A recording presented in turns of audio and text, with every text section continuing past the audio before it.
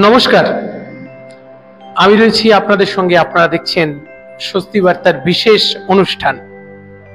প্রথমেই বলি যে আপনার বাড়িতে অপশক্তি প্রবেশ করেছে, অলক্ষ্মী প্রবেশ করেছে। বুঝবেন কিভাবে, কোন লক্ষণগুলো বাড়িতে দেখবেন? আসলে লক্ষ্মীর বিপরীতে হচ্ছে অলক্ষ্মী। লক্ষ্মী মানে কি? মঙ্গল। লক্ষ্মী মানে সমৃদ্ধি, লক্ষ্মী মানে সুখ। এগুলো আছে, যেগুলো পজিটিভ শক্তি আপনার বাড়িতে আছে, থাকে অনেকের বাড়িতে। আবার অনেকের বাড়িতে এই নেগেটিভ শক্তি প্রবেশ করে যায়। সেই নেগেটিভ শক্তি যখন প্রবেশ করে, বাড়ি থেকে ঝগড়া, অশান্তি এগুলো একটাও সরতে চায় না। তা এখন কোন কোন লক্ষণগুলো দেখলে বুঝতে পারবেন আপনার বাড়িতে সেই অপশক্তি আপনার বাড়িতে প্রবেশ করে গেছে? জানতে হলে আজকের পর্বটার সঙ্গে প্রত্যেকে থাকবেন। আর আমার কথাগুলো যারা জানতে আগ্রহী, শুনতে আগ্রহী, প্রত্যেকে লাইক দিয়ে ভিডিওটার সঙ্গে এগিয়ে নিয়ে যাবেন। দেখুন, প্রথমেই বলি যে বাড়িতে পজিটিভ শক্তি এবং নেগেটিভ শক্তি কেন। আগে এই প্রশ্নের উত্তর দিতে হয় যে পজিটিভ শক্তি নেগেটিভ শক্তির কথা আমি বলছি কেন। দেখুন, আমাদের মধ্যে প্রত্যেকটা মানুষের মধ্যেই এই পজিটিভ শক্তি আর নেগেটিভ শক্তি আছে। কোনো মানুষ দেখবেন একবারে খুব খারাপ মানুষ, তার মধ্যেও কিছু না কিছু ভালো গুণ আছে। আবার অনেক ভালো মানুষ, তার মধ্যেও কিছু না কিছু খারাপ গুণ আছে। তা এখন কথা হচ্ছে যে এই খারাপ মানুষ, এই মন্দ মানুষ আমরা যাদেরকে বলি, তারা আদতে কিন্তু সবাই মন্দ মানুষ নয়। আমার কথা বলার উদ্দেশ্য হচ্ছে যে আমাদের মধ্যে ভালো গুণগুলো যখন বিকশিত হয়, তার একটা ভাইব্রেশন পরিবেশে ছড়িয়ে পড়ে, এবং সেই পজিটিভ ভাইব্রেশন যদি আমাদের বাড়ির মধ্যে থাকে, তাহলে দেখবেন বাড়িতে শান্তি, বাড়িতে আনন্দ থাকবে। আর যদি নেগেটিভ শক্তি, আমরা ভগবানে বিশ্বাস করলে তাহলে ভগবানের বিপরীত শক্তিও রয়েছে, সেই বিপরীত শক্তি যদি প্রভাব বিস্তার করে, তখন বাড়িতে ঝগড়া অশান্তি আসে। আমার কথাগুলো যাদের অবিশ্বাস মনে হবে, আপনারা লক্ষ্মীর পাঁচালী, বাংলার মেয়েরা সবচেয়ে বেশি যে পাঁচালীতে গুরুত্ব দেয়, লক্ষ্মীর পাঁচালী, বৃহস্পতিবারের ব্রত কথা পড়ে দেখবেন। সেখানে বলা আছে যে বাড়িতে সবাই অলস, যে বাড়িতে চারিদিক নোংরা অপরিচ্ছন্ন থাকে, যে বাড়িতে ঝগড়াঝাটি চলে, সেখানে দেখবেন অলক্ষ্মী বিরাজে, সেখানে অপশক্তি, আপনার বাড়িতে খারাপ শক্তি প্রবেশ করে যায়। আমরা জানতে পারি যে ভাগবত পুরাণ অনুসারে শ্রীকৃষ্ণের মৃত্যুদিন থেকে, শ্রীকৃষ্ণের যখন এই দেহ সমাপ্ত হয়েছিল, তারপর থেকেই পৃথিবীতে কলি প্রবেশ করেছিল, কলিযুগ। এই কলির প্রবেশের সঙ্গে সঙ্গে পৃথিবীতে সমস্ত কিছু খারাপ এসেছিল, যার জন্যই নাকি আমাদের এত সমস্যা। এই কলিযুগের ধর্ম বলছেন যে পুরুষ তার স্ত্রীকে কাঁধে বসিয়ে মায়ের গলার উপর পা দিয়ে হেঁটে যাবে, এমনও হতে পারে। আবার স্ত্রী স্বামীকে বাধ্য কুকুরের মতো বানিয়ে রাখতে পারে, তাই না? অর্থই যেখানে মানদণ্ড হবে, গুণী যেখানে সম্মান পাবে না, পণ্ডিত যেখানে তুচ্ছ তাচ্ছিল্যের পাত্র হবে, অর্থই প্রধান মানদণ্ড হবে। ধর্ম ভক্ষকেরা ধর্ম রক্ষার দায়িত্ব নেবে, এইরকম অনেক কথা আছে। এবং চারপাশে তাকালে দেখবেন সেই সমস্ত কাহিনীগুলো যারা বলেছিলেন, আজকে সমস্তটা ফলে যাচ্ছে। আজকে চারপাশটাই এমন হচ্ছে যে শুধু দেখবেন ধর্মের নামে মিথ্যে কথা, আজকে ধর্ম প্রবচনের নামে মিথ্যে কথা, এগুলো চতুর্দিকে চলছে। মুখে ধর্মের কথা বলছি, বাস্তব চলনে সেই ধর্ম নেই। এগুলো সব আছে আমাদের মধ্যে। সংসারে শান্তি নেই, কেউ কাউকে মানে না। এই যে অপশক্তি বাড়িতে আপনার আছে কিনা, প্রথম লক্ষণীয় হচ্ছে দেখবেন বাড়িতে কেউ কাউকে মানে না, যে যার নিজের মতো চলে। কবিগুরু গান লিখেছেন না, যদি তোরে ডাক শুনে কেউ না আসে, তবে একলা চলো রে। এই কথাটা যেন সবার মধ্যে বেশি করে ঢুকে যাচ্ছে। আর কি, আমরা সবাই রাজা আমাদের এই রাজার রাজত্বে, নিজেরা অন্যকে মানবো না, শুধু আমি যা বলছি সেটা তোমায় শুনতে হবে, এইরকম ব্যাপার এখন সবার মধ্যে চলে এসছে। আর সংসারে অশান্তি এর থেকেই, কেউ কাউকে মানতে চায় না। দেখুন, বাবা ছেলেকে মানতে চাইছে না, ছেলে বাবার কথা শুনবে না, স্ত্রী স্বামীর কথা শুনবে না, স্বামী স্ত্রীর কথা শুনবে না, মা ছেলে মেয়ের কথা শুনবে না, শাশুড়ি বৌমার কথা শুনতে চায় না, বৌমা শাশুড়িকে মেনে চলতে চায় না। আসলে সব সমস্যার মূল একটি জায়গায়, কেউ কাউকে মানতে চায় না। আর এখান থেকেই সমস্যা শুরু, এখান থেকেই সমস্যা আরো গুরুতর আকার নিচ্ছে। তা প্রথম হচ্ছে বাড়িতে অপশক্তি প্রবেশ করেছে কিনা এই লক্ষণ দেখে আপনি প্রথম বুঝতে পারবেন আপনার বাড়িতে অপশক্তি প্রবেশ করেছে। এই জায়গাটায় আগে আপনাদের প্রত্যেককে বলবো, প্রত্যেকে সচেতন সমৃদ্ধয়তন হয়ে উঠুন। দ্বিতীয় বলি যে দেখুন, বাড়িতে অপশক্তি প্রবেশ করলে বাড়িতে ঝগড়াঝাটি অশান্তি তো চলেই, রোগ ব্যাধি চলে, মানসিক অসন্তোষ চলে এবং বাড়ি অগোছালো হয়ে যাওয়া। এই অগোছালো বাড়ি কিন্তু মনে রাখবেন যে এই যে বাড়ির মধ্যে যারা অগোছালো করে রাখেন, বাড়ির মধ্যে এখানে একটা জিনিস পড়ে আছে, ওখানে একটা জিনিস পড়ে আছে, এগুলো মনে রাখবেন বাড়িতে অপশক্তি প্রবেশ করে যায়। এর থেকে আমি বলবো যে সাবধান হতে হবে। কিন্তু অপরিচ্ছন্ন রান্নাঘর রেখে দেওয়া বাড়িতে অপশক্তি প্রবেশ করে যায়, এগুলোর থেকে সাবধান হতে হবে। এই যে বাড়ির প্রবেশদ্বারটা ধুলো ধূসরিত হয়ে গেছে, একটা ডোরম্যাট পেতে রেখেছেন তাতে অনেক ধুলো, এরকম করলে কিন্তু মনে রাখবেন সমস্যা তৈরি হয়ে যাবে, জীবনে কিন্তু সমস্যা কাটতে চাইবে না, নেগেটিভ শক্তি প্রবেশ করে যায়। সন্দেহবাতিক অনেক স্বামী স্ত্রীর মধ্যে আমি জানি যে কোনো প্রবলেমই নেই, কিন্তু শুধু সন্দেহের বশে সমস্যা তৈরি হয়ে যায়, শুধু সন্দেহের বশে অনেক সমস্যা তৈরি হয়ে যায়। আর সন্দেহ হচ্ছে ঘুণ পোকার মতো। ঘুণ পোকা দেখবেন কাঠের আসবাবপত্রকে আক্রমণ করে আর ভেতরে ভেতরে পুরো খেয়ে ফেলে আর পুরো শেষ করে দেয়, কিছুই থাকে না। বাইরে আসবাবপত্রটা যেমন আছে তেমন, ভেতরে পুরো খেয়ে ফেললো। যখন একদম শেষ পর্যায়ে তখন সে বুঝতে পারে, তখন আর কোনো উপায় নেই। তা প্রত্যেকে বলবো যে প্রত্যেকে এই সন্দেহবাতিক সংসারে অপশক্তি প্রবেশ করলে ঢোকে, তাই তো সহ্য করতে পারছে না, মানে সহন ক্ষমতা কমে যায়, কেউ কাউকে সহ্য করতে পারছে না, এতটুকু তাকে সমঝাতে পারছে না। এগুলো বাড়িতে অপশক্তি প্রবেশ করলে কমে। আর কি, আমরা ভারতীয় তো, আমাদের ঈশ্বর ভক্তি আমাদের জীবনে আছে, পুজো পাঠ আমাদের রক্তে আছে, প্রাচীন কাল থেকে আমাদের আদি পুরুষেরা এই পুজো পাঠ করে আসছেন।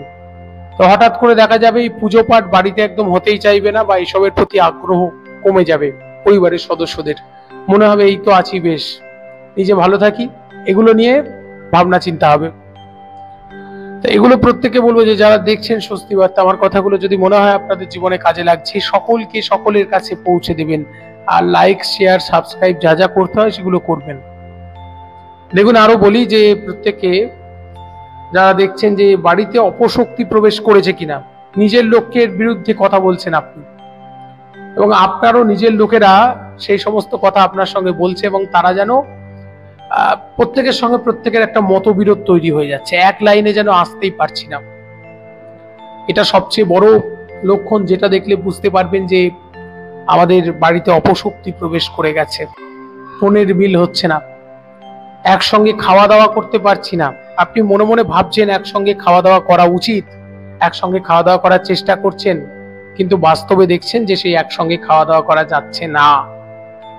যদি এমন হয়, আমি বলবো প্রত্যেক স্বস্তি বার্তা যারা দেখেন, বাড়িতে অপশক্তির প্রবেশ ঘটে গেছে। এখন সমস্যা নিয়ে কথা বেশিক্ষণ বললে আপনাদের ভালো লাগবে না, আর আমিও বলেছি সমস্যা কেউ শুনতে চায় না, সবাই সমাধান চায়। আজকে সমাধানের কথা বলবো। বাড়িতে নেগেটিভ শক্তি প্রবেশ করলে কিভাবে তাড়াবেন, কতগুলো কাজ আপনাকে করতে হবে। বাড়িতে নেগেটিভ শক্তি প্রবেশ করলে প্রথম হচ্ছে বাড়িতে যে কোনো একটা পুজো অনুষ্ঠান করুন। পুজো অনুষ্ঠান করলে কি হবে, শান্তি হবে, তাই তো। শান্তি সস্তয়ন করুন, চন্দ্রায়ন করুন, আরো অনেক ব্রত যজ্ঞ আছে, সেগুলো করলে আপনার মঙ্গল হবে। অনেকে বলবেন, আমি বলবো মঙ্গল কখনো এইভাবে কিন্তু হয় না। তাহলে কি করে মঙ্গল হবে?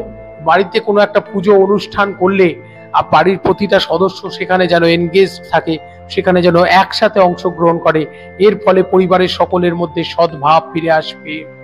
বাড়িতে নেগেটিভ শক্তি প্রবেশ করলে কিছুদিনের জন্য বাড়ি পরিত্যাগ করুন, পরিবারের সবাই মিলে একসঙ্গে যদি বেড়াতে যাওয়া যায়, ঘুরতে যাওয়া যায়, আমার মনে হয় সমস্যা অনেকখানি কিন্তু সমাধান হয়ে যাবে। আমরা চেষ্টা করলেই পারি, আমরা চেষ্টা করি না তাই পারি না। এগুলোর প্রতিটার বৈজ্ঞানিক তাৎপর্য আছে।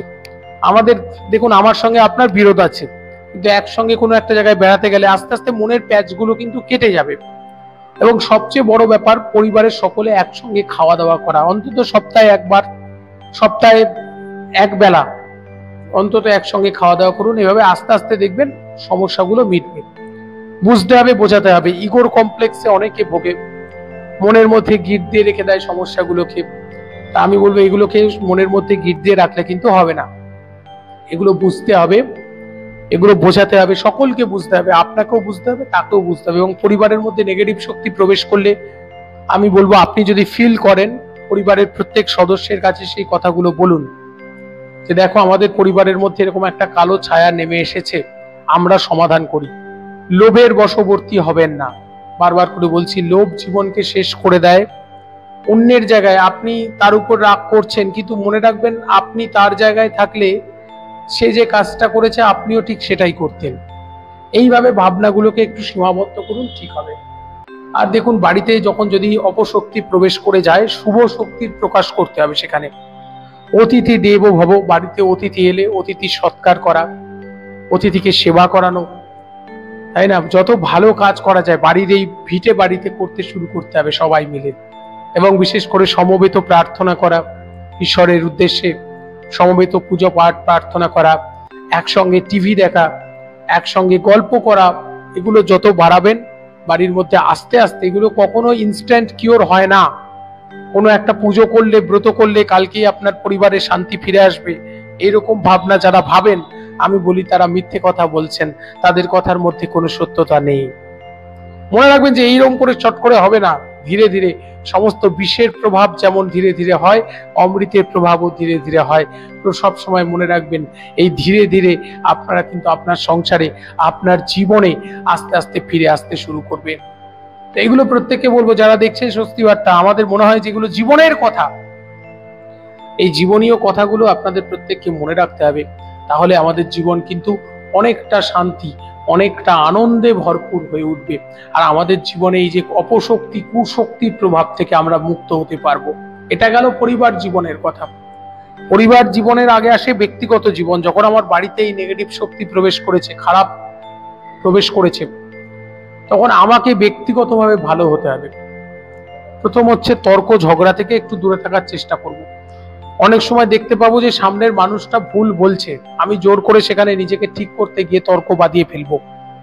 আমি সেখানে চুপ করে যাব আর মনে মনে একটু মুচকি হাসবো ভালো থাকার জন্য। দেখুন এইরকম ছোট ছোট বিষয়গুলো কিন্তু আমাদের করতে হবে।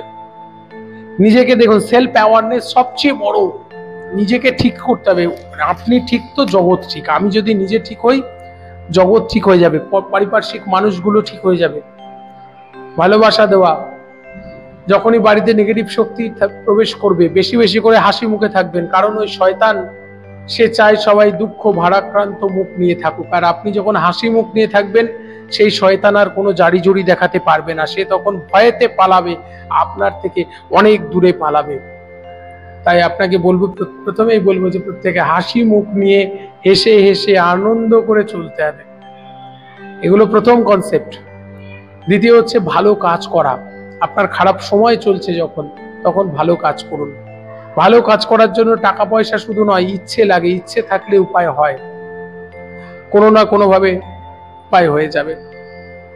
এগুলো বলবো। আর যে ইচ্ছে তো থাকবেই, তার সঙ্গে সঙ্গে যখনই খারাপ সময়, খারাপ প্রভাব, খারাপ গ্রহের প্রভাব আপনার বাড়ির উপর দিয়ে চলে, তখন নিজের মাথা বেশি করে ঠান্ডা রাখতে হয়। কারণ আপনি জানেন একটা খারাপ সময়ের প্রভাব, খারাপ চক্রের প্রভাব আপনার উপর দিয়ে যাচ্ছে।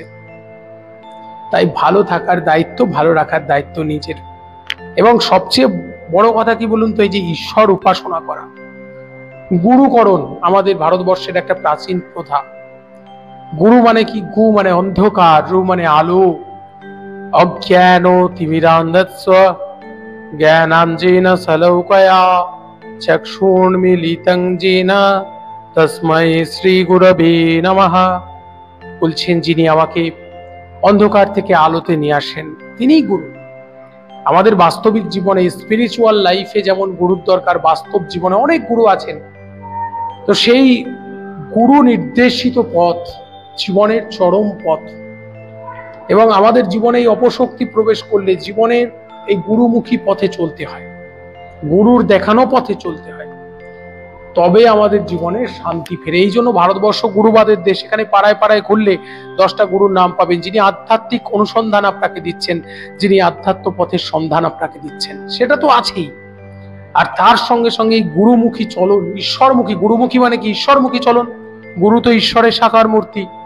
গুরু ঈশ্বরের পথে আমাদেরকে পরিধাপিত করবেন। আর এই ঈশ্বরের পথে যে চলে তার জীবনে দুঃখ জ্বালা কষ্ট সব আসে, তারপরও সে জীবনে চরম শান্তি, চরম আনন্দ, চরম মোক্ষ লাভ করতে শুরু করে। আর আমাদের জীবনে সমস্ত খারাপ যা কিছু খারাপ আছে সবকিছু কিন্তু সেই নদীর আবর্জনা যেমন করে সমুদ্রে গিয়ে মুক্ত হয়ে যায়, ঠিক তেমন করে মুক্ত হয়ে যাবে আমাদের জীবনের যত দুর্ঘটনা, আমাদের জীবনের যত কষ্ট, আমাদের জীবনের যত দুঃখ, সমস্ত কিছু মুক্ত হয়ে যাবে। এই জন্য ঈশ্বর, এই যে দেখুন, এই যে অনেক যুক্তিবাদী কথাবার্তা আপনারা শোনেন ইউটিউবে, অনেক কত কত কত কথা আপনারা শোনেন, কিন্তু মনে রাখবেন এই কত কথার মূল হচ্ছে ঈশ্বর সাধনা। আমাদের জীবনে ঈশ্বর ভক্তি যত কম, তার জীবনে তত দুঃখ বেশি। একদল মানুষ আছেন কিছু পড়াশোনা শিখে তারা নিজেকে ভাবেন যে ঈশ্বর বলে কিছু নেই। হ্যাঁ, আমি অবিশ্বাস করি, ভাওতাবাজিগুলোকে অবিশ্বাস করি। ঈশ্বরের নাম নিয়ে একদল মানুষ লোক ঠকায়, আমি তাদেরকে অবিশ্বাস করি, তাদেরকে ঘৃণা করি, কিন্তু তা বলে ঈশ্বর অসত্য নয়। ঈশ্বর পরমেশ্বর, ঈশ্বর ও পরম কৃষ্ণ সচ্চিদানন্দ বিগ্রহ। ঈশ্বর কিন্তু একমাত্র তিনি, তাকে অনুভূতি নির্ভর, এবং এই অনুভবটা যাদের মধ্যে আছে তাদেরকে কিন্তু অপশক্তি, অলক্ষী, কলির প্রভাব তাদেরকে কিন্তু ক্ষতি করতে পারে না। যাদের সঙ্গে হাতে টর্চ লাইট আছে তার অন্ধকারে ভয় কি? অন্ধকার রাস্তায় সে টর্চ লাইট দিয়ে ঠিক পথ খুঁজে নেবে, ঠিক পথ করে নেবে। ঠিক এইরকম আনন্দিত আমাদের জীবন। কিন্তু আমি প্রত্যেককে বলবো, যারা দেখছেন স্বস্তি বার্তা, দেখেন স্বস্তি বার্তা, আমার কথাগুলো যদি ভালো লাগে প্রত্যেকে সকলের কাছে পৌঁছে দেবেন। আর আমাদের স্পিরিচুয়াল জীবনে যত আমরা এগোবো আমাদের জীবনের অন্ধকার কমে যাবে। তা আমাদের এই বাড়ি থেকে দুঃখ কষ্ট এবং নিয়মানুবর্তী হয়ে চলা, ডিসিপ্লিন জীবন যাপন করা, জীবনে যত নিয়ম মানবেন তত আপনার জীবন সুন্দর। আর যে বাড়িতে বিক্ষিপ্ত চলন থাকে, যে যার ইচ্ছে মতো চলে, কেউ কাউকে মানে না, সেখানে কখনো শান্তি আসতে পারে না। পরবর্তী পর্বে দেখা হচ্ছে, সঙ্গে থাকুন, স্বস্তি বার্তার সঙ্গে থাকুন। নমস্কার।